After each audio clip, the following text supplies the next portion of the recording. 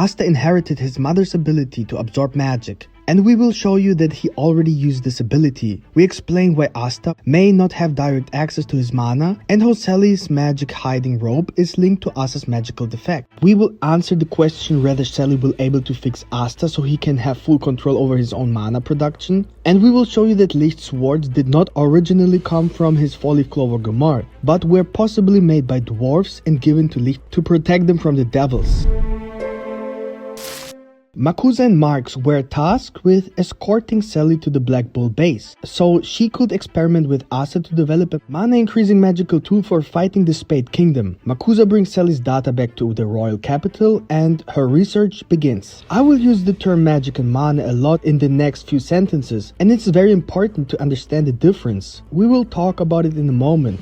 This whole experiment is very interesting as the magical tools invented are based on data collected from Asta. Based on the information we have, we know that one of the magical tools increases magic based on someone who doesn't have magic at all. How can a magic tool increases magic based on Asta, who apparently doesn't have any mana? The fact that Sally has successfully developed such a magical tool is an indication that she may understand how and why Asta cannot use magic. By magic, I don't mean mana. Again, it's important to understand the difference between magic and mana. Mana is a form of energy that exists in nature and in all living beings. It is the source of all magic and is directly related to the life force, while magic is the manipulation of mana and is used for spells. Someone who logically has no mana cannot use magic. But that doesn't necessarily mean that the person doesn't have a particular magical ability. That means nobody can say whether Asta actually has no magical ability, but simply cannot use it because he was born with a mana defect, just like a gun without bullets. The best example is Ladros, who was born with mana but no magical affinity. Why should Asta not be born with a magical affinity but no mana? When someone has no mana, there's no way to know what magic that person might have. And now we have Sally, a mad scientist, who collected Asta's data and performed experiments based on it. Sally could be the person who explains to us the reason for Asta's defect, and may even be able to fix Asta, or at least understand how his body works, and may even be able to help him use his mana. As we know, mana is essentially related to life force, and there's a big misunderstanding about it. Many of the Black Clover fandom don't fully understand the system and therefore the exact difference between magic, mana and life force. While magic is the manipulation of mana, mana is used to create magic and is also strongly linked to life force. But mana is not equivalent to life force. And there's plenty of evidence for that. When Yuno and Magna were almost out of mana, they passed out and felt unconscious. And when Catherine absorbed other people's mana, all humans grew old and wrinkled and almost died. The same goes for Ladros when he's full of mana. His skin and body look strong and young. However, once he used all of his mana with his beam ability given by Morris, his skin becomes wrinkled and literally seems to die if he would use a little bit more mana. And then there's the Great Spade Fortress Candelo, which moves by absorbing magic. People literally die left and right. And here, it was very clearly stated that mana dwells in the life force. And this explains why people like Henry, who is again an excellent example for mana and life force, will die if he does not absorb mana from other people. So you need mana to keep your own life force alive, with Liebe as an exception and maybe Asta.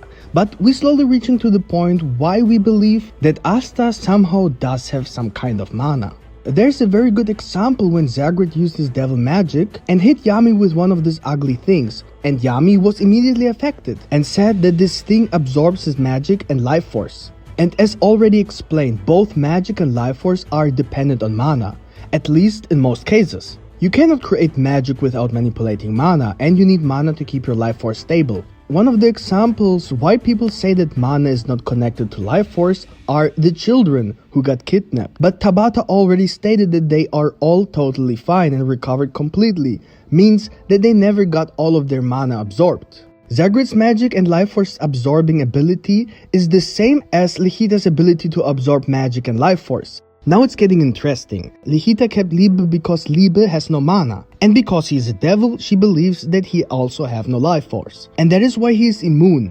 While Liebe may not have a source of life force for Licita to absorb, it does not mean that devils have no life force at all. Since mana and life force are connected, she thinks that it's directly absorbing life force as well. To say that Liebe has no life force because he's a devil is like saying that Liebe is dead. Which means that the Clover Kingdom Knights didn't actually kill Zagred because he was always dead. But Zagred wasn't dead because Asta and Yami felt Ki from Zagred. So it makes no sense that the devil has no life force just because it's a devil. When Licita protected Liebe, she absorbed Lucifero's mana, and as we know, mana resides in the life force and is a very important part of all living beings. For Lucifero, mana means that he has life force. Lucifero is a demon, so all demons have life force. And the only reason Liebe is immune to Licita is because he has no mana. Now, the $1 million question is, why Licita gave Asta away? If Asta has no mana at all, then Licita should not have access to Asta's life force. When Zagred attacked Asta, Asta was not in his devil form, but still this substance had no effect on him. Although this ability is exactly the same as Licita's. And if she can absorb his life force even though Asta has no mana, there is no logical explanation that she could keep Liebe because, as we have already found out, devils have life force as well, otherwise they could not use mana. So this concludes either a logical flaw in Tabata's mana system or that Asta has mana and Liebe is the only exception. And now it's getting interesting. Can someone have mana so that others cannot feel it and cannot access it directly? Because Henry couldn't absorb Asta's mana. Something like a hidden power maybe. And if Asta has some hidden power, maybe Licita knew about it. I think Licita plays a very important role as we don't know anything about what she did before and after she was with Liebe. There are some explanations of such hidden mana that Yami will explain later, like elf mana that was hidden in every human before the elves were reincarnated in them and that is still partially hidden in every human who was possessed, or Charmy's hidden dwarf mana that no one could sense before. These two examples shows that a living being can have multiple mana affinities without direct access. Or maybe Asta can somehow produce mana, but not whenever he wants because this production process is blocked for mysterious reasons. Maybe it was Licita who did this so that Asta and Liebe could meet. And maybe if they know what exactly isn't working, they can fix Asta's defect. And this is where Sally comes in. Many haven't noticed, but Sally and her strong will to experiment with Asta have been a very important part of Black Clover so far. This was foreshadowed every single time Sally was shown, and it all led to the particular chapter when Sally was finally able to study Asta's body and make magical items, and I will bet there's more knowledge that she hasn't revealed yet. So far, we only know the magic hidden robes, which we are about to explain.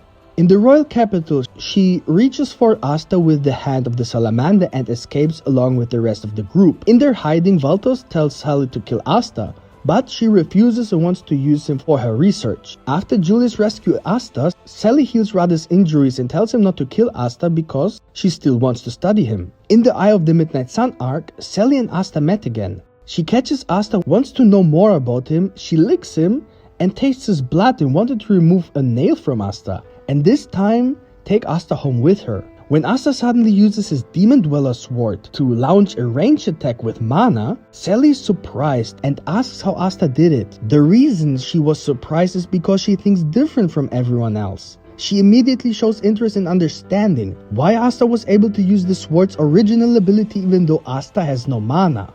After her defeat, Sally only thought of how to investigate the spell. After the World War, Sally wants to investigate Asta, but he refuses and instead convinced Sally to help the country and offer his own body in exchange for her experiments. Sally gladly accepts the deal. You see, when you put all of these events together, it becomes obvious how often this actually happened. That said, Tabata planned this from the start for almost 250 chapters, which is 5 years. There has to be a very important reason for this.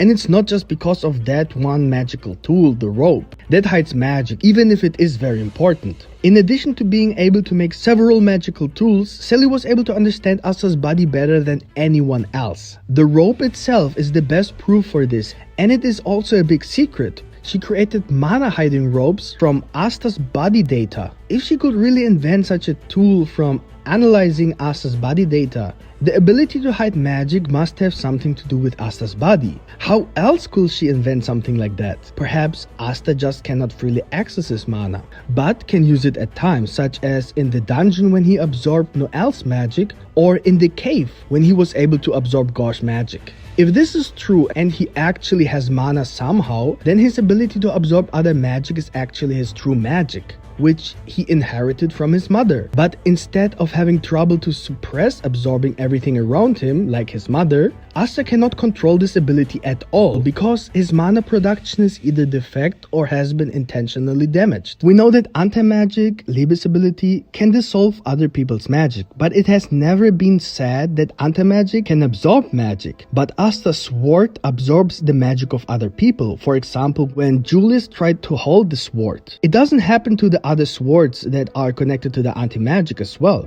So anti-magic has nothing to do with that specific ability, which is either Asta's own ability that he inherited from his mother, or a specific ability of the sword itself. But why can Asta use the sword's original ability in a slightly different way than Licht? Perhaps it is possible that the swords did not originally belong to Licht's grimoire, but because they are swords, the sword's magic grimoire can store all kinds of swords. So we can assume that the weapons are magical tools rather than anti-magic weapons or sword magic weapons, and they may even harmonize with the ability of the owner. Another great hint for this is that Asta was able to use Yami's sword as an anti-magic sword and even keep it in his grimoire, even though Yami's sword is not part of the original grimoire. While Yami can use the katana with a complete different magic, the result of the sword is similar. So if Asta somehow inherited his mother's ability to absorb magic, that would explain why Asta can use the sword, which has a similar ability to absorb magic. But who could have made these swords? Alright, so the question arises, who could have made the magic swords? The first thing that comes to our mind are dwarfs. According to Norse mythology, dwarfs are small creatures with mind-blowing magic. They are known to craft the greatest magic and weapons and give them to powerful beings such as gods. For example, the magic spear of Odin or the hammer of Thor. This leads us to believe that the swords of Licht might have also made by these dwarfs and were given to the mana-blessed elves to protect them or to defend themselves from the demons. This would explain the unusual names of the swords: the Demon Slayer's sword, the Demon Dweller's sword, and the Demon Destroyer's sword. If you look at the Elf Saga, when Charmy fought the Elfril, we see Charmy using her dwarf magic for the first time. Elfril had to recognize this dwarf mana because he felt the same type of magic he felt a long time back, and he could confirm that Charmy is a dwarf. This leads us to the point that 500 years ago, the elves and dwarves had contact, and therefore there is a chance that the dwarves made the swords and gave them to Licht. But as Yuno has already explained,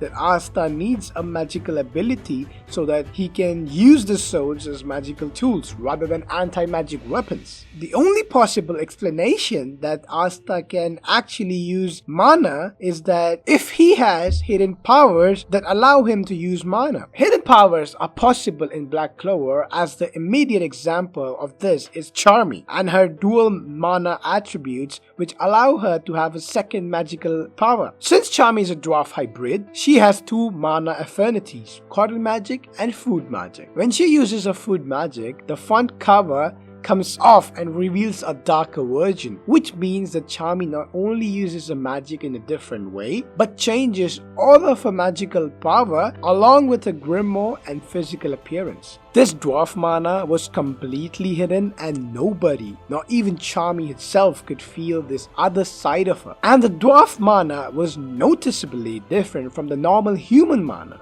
so that Mimosa and Rill could feel that Charmy was not using her human magic at the moment. This means that no one could feel the dwarf mana in Charmy, so it was kind of a hidden power inside of her. The question now arises is whether Asta could have same hidden power as well. As explained earlier, the only known way to have a hidden power is by being a hybrid and having two magical affinities. Assuming that Asta could be a hybrid, it can be possible that while his human side has no mana which he inherited from his mother, his second race could be very well have inherited some mana. We don't know anything about Asta's father yet, but we have a few hints that Asta might have something to do with dwarfs. It's not even necessary that one of Asta's parents is a dwarf, but in order to inherit a certain gene, it is important that one of his parents has the dwarf genetics. So it would be enough if one of Asta's ancestors was a dwarf. For example, if Charmy and Rill were to have a child, it is not necessary a fact that their child would inherit the dwarf genetics, but it can happen that Charmy's grandchildren will inherit his dwarf genetics. Of course, this is possible for all existing races in Black Clover, but we have some evidence that Asta might